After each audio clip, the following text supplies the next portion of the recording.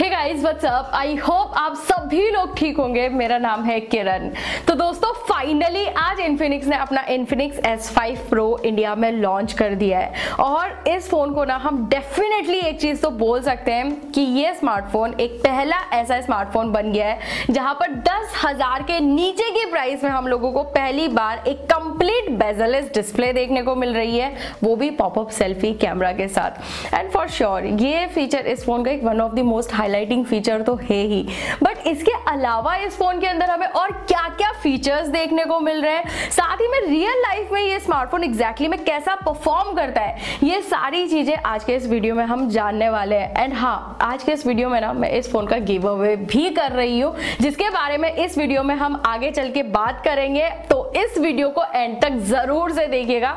But फिलहाल के लिए देख लेते हैं कि इस बॉक्स के अंदर आखिर इन्फिनिक्स ने हमें क्या क्या रख के दिया है। तो बिना कोई टाइम वेस्ट किए शुरू करते हैं आज के इस वीडियो को। तो बॉक्स के अंदर आप लोगों को एज यूजुअल कुछ यूजर मैनुअल वगैरह देखने को मिल जाएगी, बैक साइड का कवर देखने को मिलेगा, फ्रंट के ग्लास के लिए भी एक्चुअली में एक प्रोटेक्शन यहाँ पर दी हुई है, सिम इजेक्टर पिन देखने को मिल जाएगा, 10 वॉट का चार्जर दिया हुआ है, माइक्रो USB केबल दी हुई है। एंड इन सब के अलावा ऑब्वियसली एक स्मार्टफोन है जिसका नाम है इन्फिनिक्स S5 Pro। तो एक्चुअली मैं सबसे पहले तो मैं यहाँ पर बात करना चाहूंगी फोन की डिस्प्ले के बारे में, क्योंकि यार मुझे ऐसा लगता है फोन की डिस्प्ले ना एक बहुत ही इंपॉर्टेंट रोल प्ले करती है, क्योंकि कहीं ना कहीं हम लोग भी सबसे ज्यादा अगर डिवाइस में इंटरेक्ट करते हैं तो वो फोन का डिस्प्ले ही होता है, और अच्छी डिस्प्ले होना किसी भी स्मार्टफोन के अंदर मेरे हिसाब से एक बहुत इंपॉर्टेंट चीज है। जहां तक बात रही इस फोन के बारे में तो 6.53 इंचेस की full HD+ IPS LCD panel यहाँ पर देखने को मिलता है। एंड कोई वाटर ड्रॉप नॉच नहीं है, कोई पंच होल वगैरह नहीं दिया गया है, फुल व्यू डिस्प्ले है जिसकी वजह से कहीं ना कहीं आपके एक्सपीरियंस और भी ज्यादा अच्छा होगा। डिस्प्ले की क्वालिटी में एज सच जितना अभी तक मैंने इस फोन को यूज किया है मुझे तो कोई इश्यूज यहाँ पर नहीं फील हुआ है। बेजल्स वगैरह भी काफी कम है, हाँ नीचे की तरफ थोड़ा बहुत आपको चिन्ह देखने को मिल सकता है, बट एज अगर मैं बात करूं जितना यूज किया गया उस हिसाब से डिस्प्ले मुझे अभी तक इस फोन की अच्छी लगी है। और हाँ, इसी के साथ एक और पॉइंट यहाँ पर मेंशन करना चाहूंगी, क्योंकि मेरे हिसाब से काफी सारे लोगों के लिए एक प्रायोरिटी कंसर्न बन गया है, तो बता देती हूँ ये smartphone out of the box ही आपको डार्क मोड के सपोर्ट के साथ देखने को मिलेगा। एंड मिलना भी था, आफ्टर ऑल डिवाइस Android 10 पर जो रन कर रहा है। बाकी इसके अलावा अगर फोन की डिजाइन को देखा जाए यहाँ पर तो पीछे की तरफ ना आपको ग्लास फिनिश देखने को मिलेगी। एक्चुअली में ये ग्लास फिनिश है, अगर बैक पैनल को देखा जाए तो ये बना हुआ पॉलीकार्बोनेट का ही है, तो इसको आपको अच्छे से प्रोटेक्ट करना है, उसके लिए फोन का बैक कवर दिया गया है। बाकी फ्रंट के लिए भी इसमें एक अलग से प्रोटेक्शन कवर दिया हुआ है, उसको आप लगा के रख सकते हो, पर बेटर होगा आप थोड़ा अपनी तरफ से एक्स्ट्रा इस फोन को प्रोटेक्ट कर लो। बाकी फोन के जो कलर्स है वो एक्चुअली में दो ही कलर्स के साथ ये लॉन्च हुआ है, एक ग्रीन कलर एक वॉयलेट कलर है।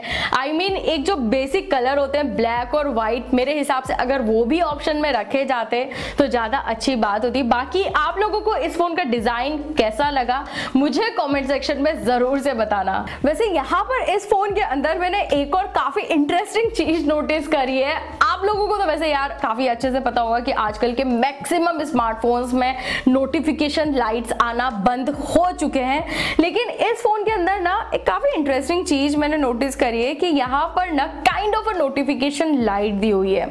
अभी मैं इसको काइंड ऑफ इसलिए बोल रही हूँ क्योंकि कहीं ना कहीं ये जो नोटिफिकेशन लाइट है ना ये सिर्फ चार्जिंग को ही नोटिफाई करती है, जब आप चार्जिंग प्लग करते हो तभी वो जलती है। अदरवाइज कोई भी नोटिफिकेशन अगर आप एक्सपेक्ट कर रहे हो कि जब नोटिफिकेशन आएंगे तो वो ब्लो होगी, तो ऐसा अनफॉर्चुनेटली इसके अंदर नहीं होता है, जो कि होना चाहिए था।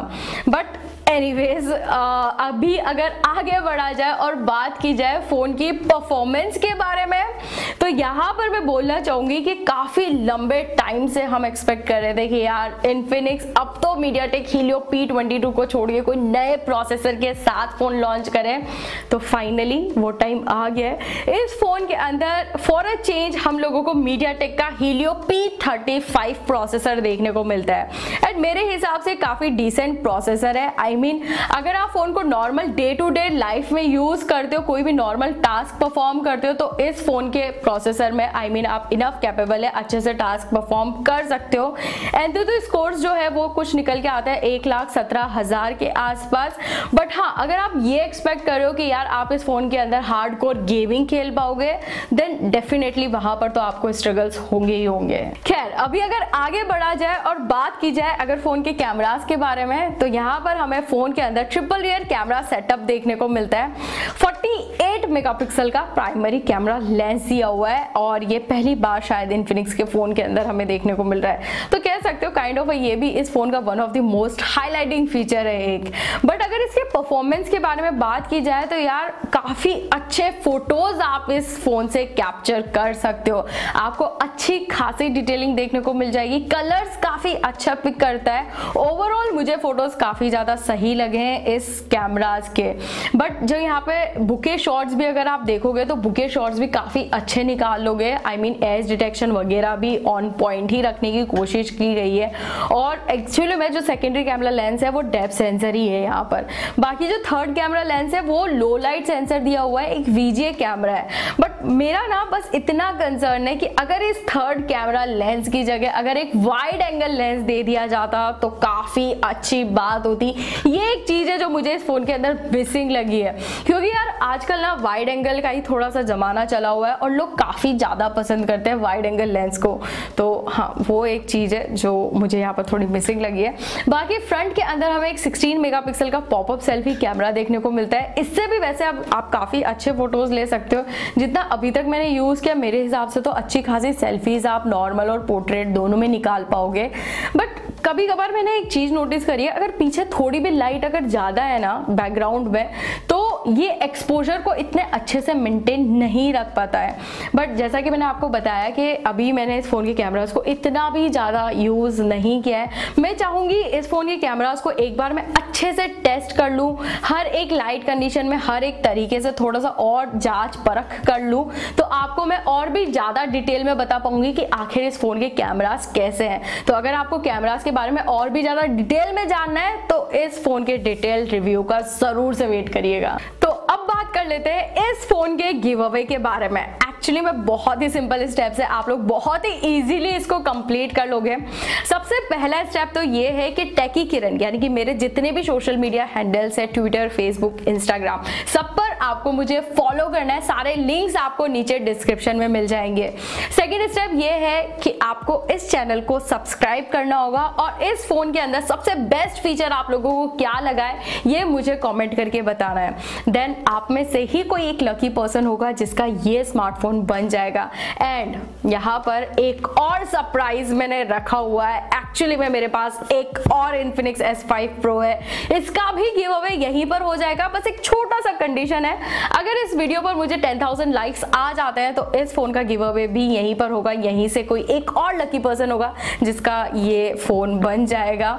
आई होप आप लोग इस गिव अवे में पार्टिसिपेट करोगे एंड रिजल्ट जो है गिव अवे के वो 31 मार्च को अनाउंस हो जाएंगे। So all the best. बाकी इसके अलावा यहाँ पर एक चीज आप लोगों को बता देती हूँ, ये चीज वैसे इन्फिनिक्स के जितने भी अभी स्मार्टफोन्स आ रहे हैं उनमें वो ये चीज मेंटेन कर रहे हैं कि जो बेस वेरिएंट होता है उसके अंदर भी वो लोग 4GB रैम एंड 64GB का स्टोरेज देते हैं, जो कि मेरे हिसाब से काफी इनफ और सफिशिएंट होता है। बट अच्छी बात ये है कि यहाँ पर आपको डेडिकेटेड SD कार्ड का स्लॉट भी दिया जाता है, ताकि इन केस अगर आपको कभी अपना स्टोरेज वगैरह एक्सपेंड करना हो तो आप इजीली एक्सपेंड कर सकते हो। तो ये एक मुझे अच्छी चीज लगती है। खैर, अभी अगर आगे बढ़ा जाए और बैटरी के बारे में यहाँ पर अगर बात की जाए तो 4000 mAh की बैटरी इस फोन के अंदर हमें देखने को मिलती है।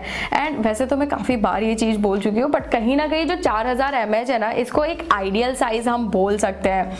लेकिन यार एक चीज है जो मैंने इस फोन के अंदर फील करी है, वैसे भी अगर 2020 को कंसिडर करके अगर देखा जाए तो यार आज के टाइम पर तो इस प्राइस रेंज में काफी सारे स्मार्टफोन्स अवेलेबल है जिसमें Type-C देखने को मिल जाता है। बट अनफॉर्चुनेटली यहाँ पर हम लोगों को माइक्रो USB पोर्ट ही देखने को मिलता है। अगर इसको अपग्रेड कर दिया जाता ना तो मेरे हिसाब से काफी अच्छी बात होने वाली थी। बाकी इसके अलावा एग्जैक्टली में इस फोन की बैटरी कितना बैकअप दे देती है, कितनी देर में चार्ज होती है, फोन के कैमरास हर एक लाइट राइट कंडीशन में किस तरह से परफॉर्म करते हैं, ये सारी चीजें आप लोगों को इस फोन के डिटेल रिव्यू में पता लगेगी। तो उसके लिए जरूर से वेट करिएगा एंड हाँ, गिव अवे में पार्टिसिपेट जरूर से करना। बाकी मैं आपको मिलती हूँ नेक्स्ट वीडियो में।